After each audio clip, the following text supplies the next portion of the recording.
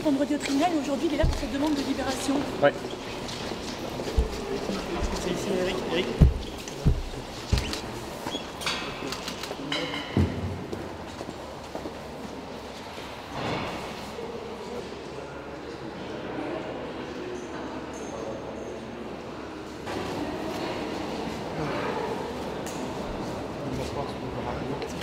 Maître, un petit mot sur votre client.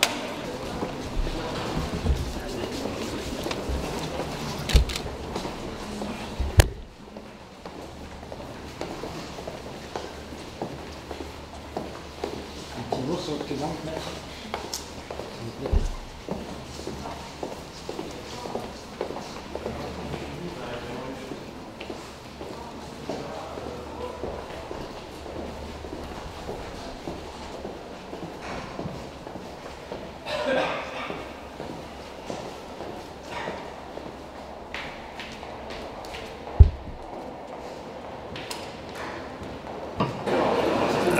Je peux dire que les arguments de Patrick Balkany et de Dupond-Moretti ne me paraissent pas très convaincants. C'est évident qu'on a parlé de la santé de Patrick Balkany, bon, c'est du grand classique, qu'il est très malheureux, loin de sa femme, loin de ses enfants, loin de ses chiens et tout ça. Bon, moi j'ai rien trouvé qui puisse vraiment